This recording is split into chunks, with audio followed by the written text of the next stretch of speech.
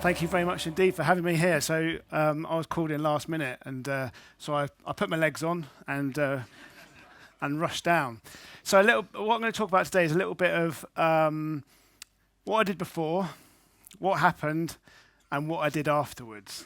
And what I hope you can see is a kind of a little bit of blueprint for recovery, which I'll fire back into and feed back into towards the end of my little presentation. We're all going to go through stuff in life. Some is not as extreme as getting blown up in Afghanistan, but we might miss the bus, or we might get made redundant, or our business might not work out, and we have to sort of end the business, or we might get divorced. All these things are events that I think we should prepare ourselves for, because there's a few guarantees in life. And actually, one of the guarantees is things are going to get rough. Sort of happiness isn't a guarantee, and I think, judging by the previous sort of presentation, it's something that needs to be worked at. But there are guarantees in life, and one of them is probably at some point you're going to be a little bit unhappy. So my little plan. This is certainly something after I got injured where I try to live my life as a thank you. I'm going to touch on that again towards the end and put a little bit more context into that. So this is me when I was at school, and I had a plan when I was at school. The plan was not to do well at school, which I achieved, and become a fireman. So where everybody else was going off to work in a shop, during their 2-week placement for work experience, I wrote to Hampshire Fire Brigade and went to work as a fireman for 2 weeks. And they gave me a uniform, and they stuck me in fire engines, and we used to go around checking hydrants. But it was an excuse to keep me in the vehicle, and if there was a shout, I went off with them. Probably breaking all sorts of different guidelines these days, but great fun. So when I left school without any qualifications, which again was my own fault and nobody else's, I decided that I still wanted to join the fire brigade, but I needed something else. So I joined the military, and primarily I joined as a medic. So I was really lucky. My first 3 years in the British Army as a medic, I was never in the UK. So I went to Cyprus, I went to Bosnia for a tour over there. I came back and went on big exercises. So I went to Egypt for a month. I went to the prairies in Canada for 2 months, because a lot of people don't realise that the British Army's got a massive training area, which is probably the size of Wales in Alberta. So the first three years I was never in the UK, and then I decided to learn how to cross-country ski. So the Army let me cross-country ski for 6 months of the year, and then in the summer I thought, well, I'm missing lycra. What else can I do? So I do triathlon. So I really tried hard not to wear a uniform, and I was really successful at it. Inevitably, I did a whole bunch of tours. So in 2000, so I have to get this right, 98 and 99, for 6 months I was in Bosnia. 2001, I went back to Bosnia, but I was on the Adventure Training Island in a place called Brač, and my operational tour was on this Adventure Training Island as the medic. And then in 2003, I then went to Iraq for the invasion of Iraq, and we all know how well that went. And then 6 weeks later, I went for the first EU-led mission, which was in the Congo. And that never made the news, because obviously at the time Iraq was centre stage. But during that time, clearly this is me wearing lycra, and just to prove I did have legs, I'm not lying. So in the British Army, they love cross-country skiing, and it's something that half the British Army does every year, and goes off to train to ski in Norway, and then compete in France, and then hopefully to get to Germany. And that's what I did. And then because, like I said, I was missing lycra, I then decided to do triathlon in the summer. So in the British Army, you get the opportunity to go and do loads of stuff. And I signed up for all of that stuff because it meant time away from actual proper work. So, I did, whitewater rafting in Canada. I did parachuting over there. That's me. That picture there at the bottom is me in learning to scuba dive in the Mediterranean on an operational tour. So I did it all, and some. And I really took, not advantage of the system, I just took what was offered and signed up for it. And this is this is my wedding day, and it's relevant because this is my wife Marissa, the luckiest lady on the planet, I always think. I'm sure I get that backwards. So I got married on the 1st of August 2009, and then my life changed 3 months later. And it wasn't a great way to start our married life, but these are the realities of what happens. And I'm glad that it says, you know, in sickness and in health, because otherwise I could have been in a real pickle. So Afghanistan 2009. Now I've been out of the system for a while. I'd been working as a permanent staff instructor for a TA unit, a Territorial Army unit in South Wales. Any Welsh people in the audience? What an amazing place, living in Cardiff Bay for 18 months, doing exactly what I wanted. Amazing place to live. I then came back to Winchester, and I was working in the Army Training Regiment in Winchester as an instructor, as a corporal and as a sergeant, so training young recruits, not working in the med centre, which is what a lot of medics would have done. So I was then deployed to Afghanistan in 2009. Now, initially, I was supposed to stay in Camp Bastion, and in my head, my job was to hit this massive big red button to send medical assets out onto the ground. Now, what does that really mean? So it would have been as a call came in for someone who's injured, it would have been my choice about what gets sent. Well, I never did that job because they needed more medics on the ground, so I was put out onto the ground. And I was sent to a place called PB4, and I was like, it hasn't even got a name. It's just a number and some letters. So Patrol Base 4. And it was a pretty dire place, actually, but it was the purest form of soldiering I've ever done. So we lived in a compound. We lived in sort of these mud huts, for want of a better word, but they're very, very, very strong, and God knows how long they'd been sat there for, probably decades. So we lived from this compound, and we operated from this compound every day. But there's no running water apart from well that was in the ground, and we had no electricity apart from a generator. But it wasn't as austere as I'm kind of making it out, because we still had sat phones, which we could use and book a time for each day. And we also had computers, so we could Facebook our loved ones back in the UK and still speak to people, which was the first tour that had really been a thing for us to do. Now, when I got out there, I was with the Light Dragoon Battle Group. And what does that mean? Well, the Light Dragoons, they operate little tanks and run around the place, but over in Afghanistan, they didn't. They were on foot patrol. But I only ever saw 3 Light Dragoons, which was their CO, who was a Special Forces guy from the SAS, and he was just there in a command position, his radio operator, and a sniper. So where we were at PB4, part of their battle group, I was with the Welsh Guards and the Mercians, and it was the end of their tour. So they soon left and were replaced by the Coldstream Guards. And the Light Dragoon Battle Group had been really, really battered. They were tired, and they wanted to go home. Fortunately, there wasn't a huge amount of work for me to do as a medic before they left, but inevitably I did end up treating a few guys, and one in particular was as a captain called Nick Baton who lost his legs just outside our patrol base, and I'll show a picture of our patrol base in a second. So this is where I lived. Has this got a pointer? Let's see. Well, where the ladder is and that little hole in the wall there, that was the med centre. It was also my bed space, as well I ate and hid a lot, just because I didn't like really doing work. So I just stayed in there. But it was also quite cool, because the top of it, I don't know if you can see where that tent is on the top of that building, that trapped all the hot air. So in that building, it was quite cool. So everybody used to come and literally chill out inside my bed space. We patrolled twice a day, so we weren't the kind of medics, we didn't just sit and wait for stuff to happen. We patrolled with the soldiers as well, or with the men on the ground as well, and it was our job to react to things that were happening, whether it was somebody falling over or somebody getting shot or blown up, or interacting with a local and helping them. This is my kit. It was extremely heavy. If we stopped, we went down on one foot or one knee, on the top of my body armour there, you can see a knee pad, and those things, if we didn't have those, we would have really struggled.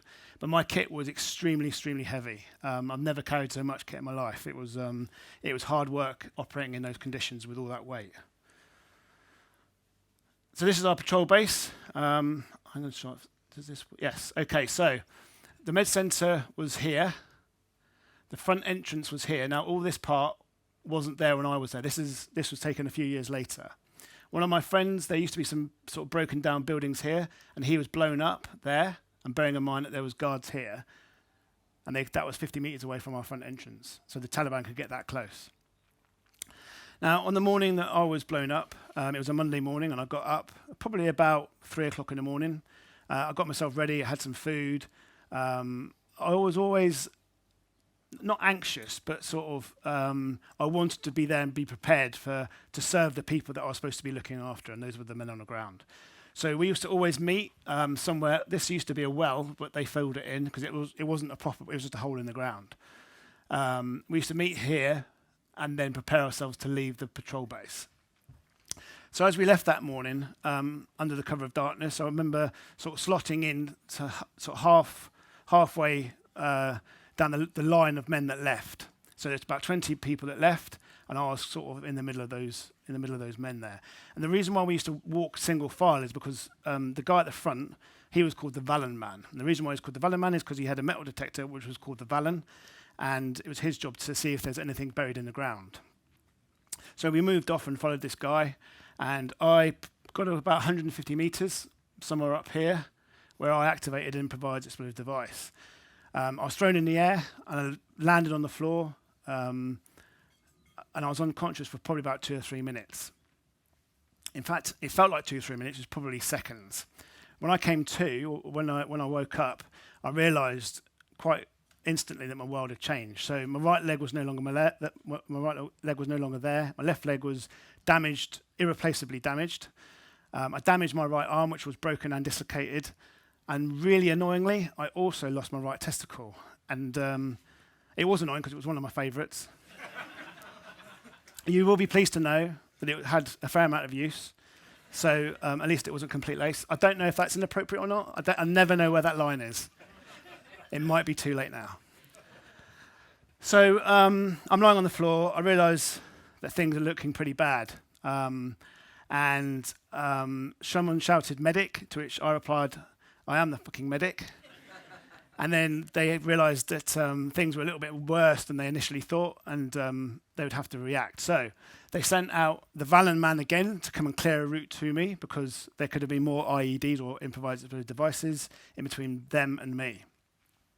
They eventually got to me, and they really couldn't do much for me there. I think they tried to put a tourniquet on one of my legs, but they realised that they needed to just get me out. So they threw me on a stretcher similar to this one.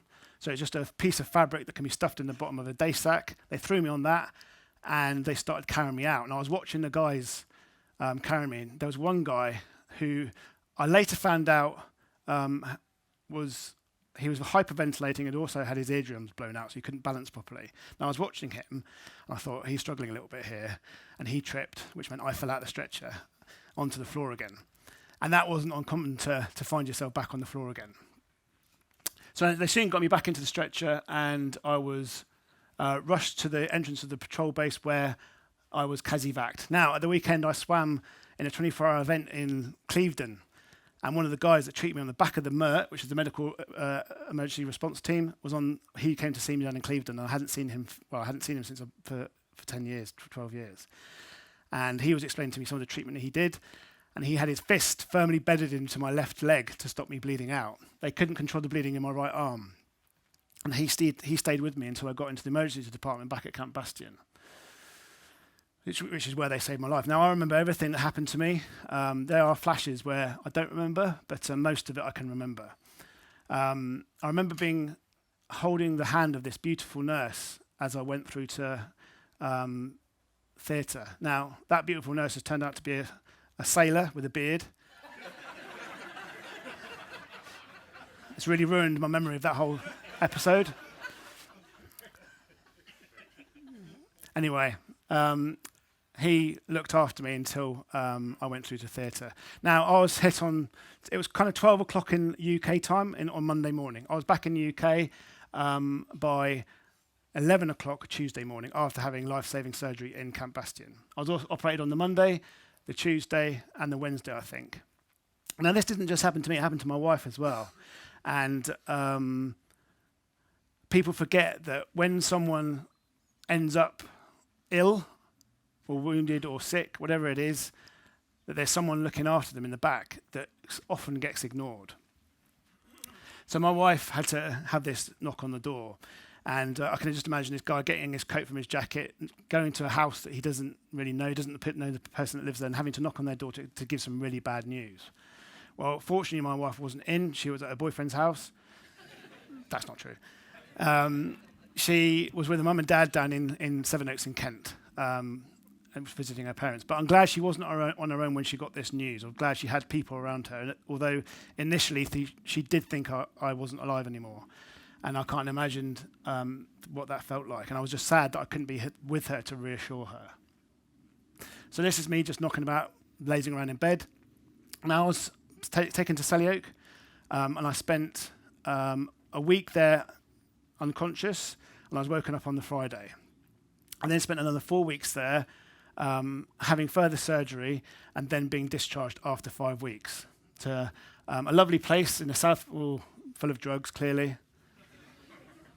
A lot of drugs. Some of them were given to me. Some of them I just took off other patients. So I was discharged 5 weeks after getting into hospital, and I found myself down in Headley Court in Epsom. And I was walking on my prosthetic legs less than 2 months after I was injured, albeit in these bars, and I wasn't allowed to take my legs home with me, but I was up on 2 legs. I was taking steps forward. I then volunteered to go out to Germany to learn to ski. Now, it was never going to be the same kind of skiing. I was going to have to find a way to do it differently. And that's kind of what I've done ever since, trying to find ways to do things differently. So I had a go at downhill adaptive skiing. And I got really, really good at it. I got a little bit airborne sometimes, which often meant face planting in the snow. But what it meant was I knew what I was capable of doing, albeit with some modifications and some adaptations that I would be able to move forward in some way. I then decided to kind of like force that envelope and see if I could repeat some of the stuff that I'd done beforehand. So I took up cycling, albeit on a handbike, and a team of us did the race across America. Not that Bear, he wasn't injured enough. So a team of 8 of us, we did the race across America. And we started in San Diego down here, and then we went across Nevada, Utah, Colorado, Kansas. I've got a picture of Kansas here. That's Kansas. That's pretty much Kansas, to be honest with you. It's bumpy, and I don't know if you can see the flag on my bike is bent over. Now, that wind was never behind us for some reason. Even if I turned left, it was never behind us. I never want to go to Kansas ever again. I now know why Dorothy left. It's not a place I want to go to. So we did the race across America. We covered 12 states. We cycled over 3,051 miles as a team. And we did it in 7 days, 7 hours and 31 minutes. Not that I'm counting, but that's what we did it in. As a fully disabled team, there was something wrong with all of us. I mean, we weren't right beforehand, but... And then I decided to have a go at triathlon again, and stupidly, I entered the Bolton Ironman, which I'd never taken part in any long-distance event like that before, and I hadn't tried an Ironman event or any event after I got injured. So I did the swim, and I did half the bike and realised that my average speed wasn't going to get me around quick enough, so I pulled out. A couple of months later, I then did the Cotswolds half Ironman and completed it. It felt like it was a tick in the box, and I could move on.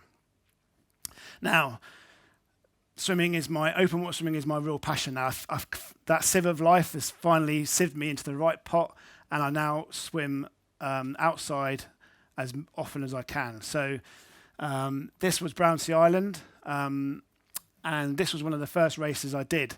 And I just got my goggles on, and then they said, "Oh, can we take a picture?" So I took my goggles off and managed to cover my goggles in Vaseline. So when I got into the water, I couldn't see. It was my first event, and I didn't really know where I was going, which sounds stupid because we're swimming around an island. I got seasick halfway round, so I couldn't see. I got seasick, didn't know where I was going. I ended up in France, which it was not quite true. But it was my first event, and again, it was just to see what I could do and where I could get to. And since then, I've done the Dart 10K. I've swam Windermere, which is an 11-mile swim. This year I've done Ullswater, and 2 weekends ago I did Coniston Lake.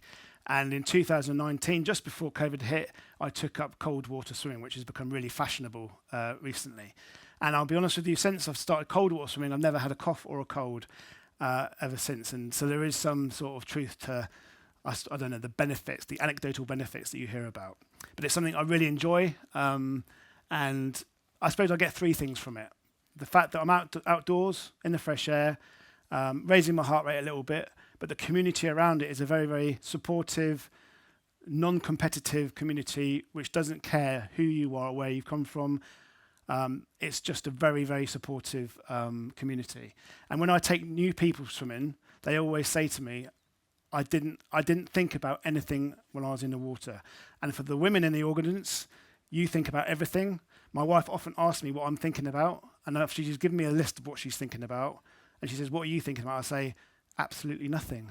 And she looks at me and goes, so I think she just wants to strangle me a lot of the time, but I know that open water swimming gives that opportunity to people not to have to think about stuff, because you've actually just got to think about putting one arm in front of the other and getting through the water, and it's a very liberating experience.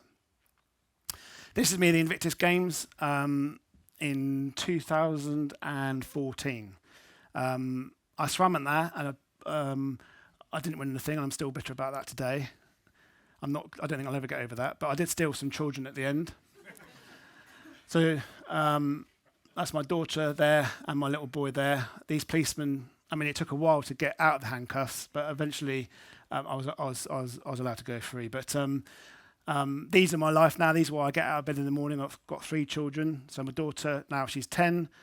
Sophia, my little boy Leo, he's 8, and the third one, what's her name?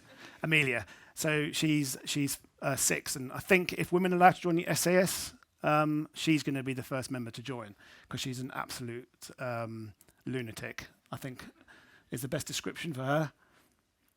So what do I do now? There's a lot of my colleagues that are injured as well. I haven't got it in me to work full time anymore, and actually I think I've probably earned a little bit of a right not to have to do that and spend some time with my children. So I do a bit of public speaking, and obviously over the last 2 years I've done none. I do go into schools and do workshops with BLESMA, the British Living and Sex Servicemen's Association. I do some hostile environment awareness training for various different organisations. And lastly, I do all the social media, and please don't laugh at this, but I do the social media for a shoe company. Now, me doing the social media for a shoe company, the irony is not lost on me. So what have I learned over the last sort of couple of years? Well, before I finish, I suppose before I go back to that first idea, I always think that life is like a book, and you've got to keep on turning the pages of your own book to find out what happens. Now, I had to put down one book and pick up another to find out what happened in that new book. And it was all about kind of reinventing myself a little bit.